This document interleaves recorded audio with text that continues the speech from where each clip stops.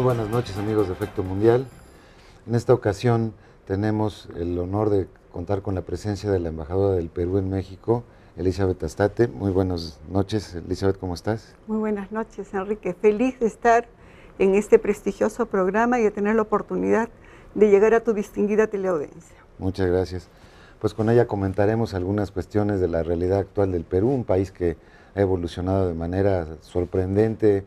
Realmente es un orgullo para América Latina la forma en que este país se ha desarrollado en los últimos años, y con ella entraremos en temas de su país, de la relación bilateral con México. Creo que ya has conocido cuántos estados de la República. Bueno, acabo de presentar mis credenciales el 24 de febrero y efectivamente estaba en Mérida, he estado en Puerto Vallarta, pero todavía no, he estado también en Manzanillo, pero todavía no he podido dedicar todo el tiempo que quisiera para visitar a todos los estados de este maravilloso país. Espero hacerlo pronto. Pues muy bien, bueno, no sé si nos quieras dar en una primera etapa un poco el pulso de la relación entre México y Perú. Es algo que a veces nuestros televidentes, la opinión pública en México no conoce muy bien, pero es una de las relaciones política y económicamente más dinámicas de América Latina. No sé si nos puedas dar un poco la semblanza de dónde estamos. Efectivamente, Enrique, yo estoy sumamente contenta de representar a al Perú en este momento, en este país tan interesante y hermoso como es México, en un momento en el que se ha dado un lanzamiento importante en las relaciones bilaterales. Este relanzamiento se inició con la visita del presidente Calderón a Lima en abril del año pasado y ha sido continuado con los encuentros que se han dado con el presidente Humala, el nuevo presidente del Perú, y con una serie de hechos concretos que están empujando de manera importante la relación. Uno de ellos, la entrada en vigor del Acuerdo de Integración Comercial, otro, el lanzamiento, la iniciativa de la Alianza del Pacífico, que fue una iniciativa peruana que está consolidándose. Bien, hay varios avances concretos que se han dado. Que la integran México, Chile, Colombia Perú. Y Perú. Somos cuatro países de la alianza. Se acaban de reunir los cancilleres de Perú y México y se ha realizado el mecanismo de consultas políticas bilaterales de alto nivel.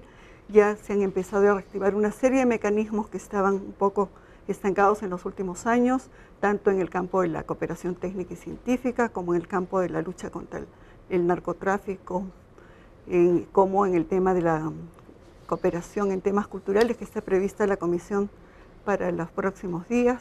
Tenemos también una serie de iniciativas de cooperación en el ámbito de los aspectos sociales.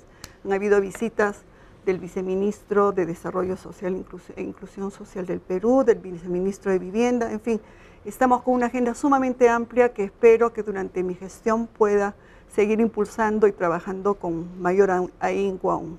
¿Cuál es el volumen que tienen ustedes registrado de comercio entre México y Perú? Mira, las cifras más recientes, que son las del 2011, llegan a 1.771 millones. Es mucho por hacer, realmente. De lo cual, la verdad que el potencial es enorme entre países como el Perú y México, que son tan dinámicos, ¿no? De los cuales más o menos 451 son exportaciones peruanas y 1.139 las exportaciones mexicanas. Hay una balanza comercial deficitaria para el Perú, pero nosotros creemos que justamente la entrada en vigor del Acuerdo de Integración Comercial permitirá aumentar las exportaciones, diversificar el comercio entre los dos países y en beneficio de ambos países y en beneficio de las pequeñas y medianas empresas. ¿Había la intención de suscribir o de negociar un acuerdo de libre comercio entre Perú y México? Esto se quedó dormido, ¿no? No, justamente cuando te hablo del Acuerdo de Integración Comercial me refiero al Acuerdo de Libre Comercio. Las negociaciones fueron complicadas, nos demoramos como 5 años en lograr los consensos necesarios, pero afortunadamente el año pasado, en abril, o en junio, si mal no recuerdo, fue la suscripción y, como te decía hace un rato, la entrada en vigor ha sido el 1 de febrero de este año. Este acuerdo de integración comercial sustituye al acuerdo de complementación económica que teníamos en el pasado, que era muy limitado, cubría solamente como 400 partidas. En cambio, con el nuevo acuerdo estamos hablando de 12.000 partidas, 12.000 líneas arancelarias que pueden ser beneficiadas. Sin embargo, un acuerdo de integración comercial no es un fin en sí mismo, es una herramienta que tenemos que aprovechar, y justamente en ese sentido están previstas para este año varias actividades. Ya México empezó con una primera misión comercial ProMéxico que se realizó recientemente, y están previstas otras 3 para el curso del año. En el caso del Perú también tenemos previstas 2 misiones comerciales. Acaba de estar un funcionario del Ministerio de Comercio Exterior para actualizar el análisis del mercado mexicano, y además está prevista una gran exposición que se llama Expo Perú, que es una presentación integral que va a hacer el Perú bajo el liderazgo del Ministro de Comercio Exterior, que va a venir con empresarios muy importantes, y esto se va a realizar en octubre de este año. O sea que hay muchas actividades que se están realizando, se están además proyectando la elaboración de manuales para informar adecuadamente a los empresarios, porque un acuerdo de este tipo puede ser exitoso. ¿Esta Expo Perú cuándo va a ser? ¿Cuándo octubre, la tienen? En del 3 octubre. al 6 de octubre. Muy bien. ¿No? Entonces hay muchas expectativas, hay un gran potencial, especialmente en un momento en que América Latina se constituye como un motor de crecimiento, y en el que, como tú muy bien has dicho hace unos minutos, el nivel en el que estamos en el comercio entre Perú y México está muy por debajo de lo que podemos dar. En el caso de la relación bilateral económica, siguiendo con el tema económico, la inversión mexicana en Perú entiendo que es importante. Es muy importante, las principales empresas mexicanas están ubicadas ya en el Perú. Tenemos el Grupo México con Southern, importantes inversiones en minería en el Perú, en el Grupo Southern, en telecomunicaciones con Telmex y con Claro, pero tenemos otros grupos importantes mexicanos como Electra, como el Banco Azteca, tenemos Bimbo, en fin, hay una larga relación de empresas muy importantes que están teniendo cada vez una mayor participación y una mayor presencia en el mercado peruano. Si bien las cifras oficiales a nivel de proinversión hablan de montos de 500 millones de dólares de inversión registrada, porque lo que pasa es que no hay obligación en que las empresas registren los montos de inversión. De lo que se habla es de 5.000 millones hasta hace un par de meses, y ahora las cifras recientes que he escuchado y que me llenan de optimismo, estamos hablando de una inversión de 12.000 millones de dólares que México tendría proyectada en el Perú en el corto plazo. Y en el caso de Perú, por nuestra parte, también veo con mucha satisfacción que las empresas peruanas están empezando a apostar por México de manera creciente, y también tenemos importantes empresas que están ya aumentando su presencia en el país. ¿En qué sectores estaríamos hablando? Diferentes. Tenemos, por ejemplo, en el sector de servicios aeroportuarios, hay una empresa Talma, que está teniendo mucha expectativa de lo que puede lograrse aquí.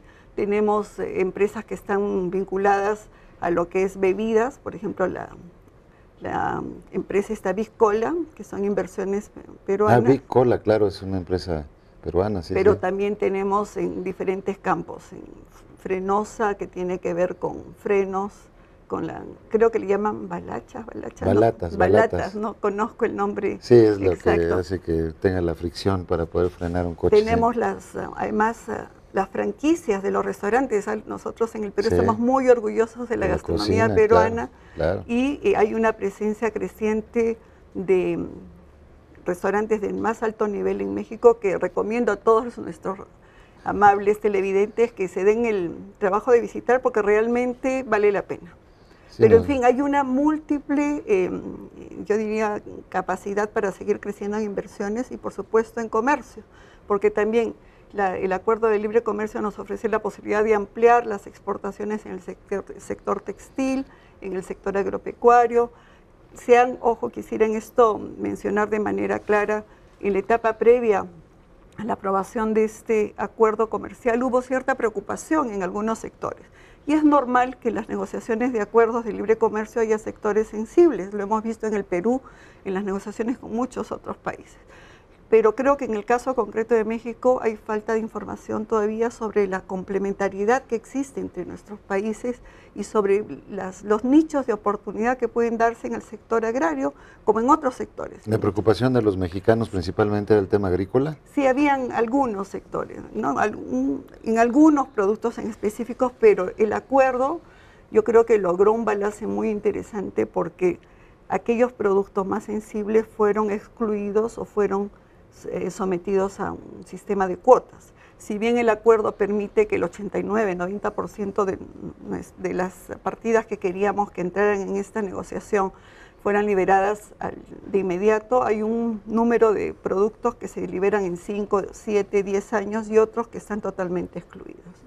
O sea que Yo creo que se tuvo ¿Qué tipo de productos están excluidos, por ejemplo? Carnes, cuestiones de pollo. O sea, hay una lista que los técnicos manejan mejor que yo, y por supuesto la información precisa la pueden conseguir tanto en ProMéxico como en la Secretaría de Economía y por el lado de Perú en la oficina comercial de la embajada.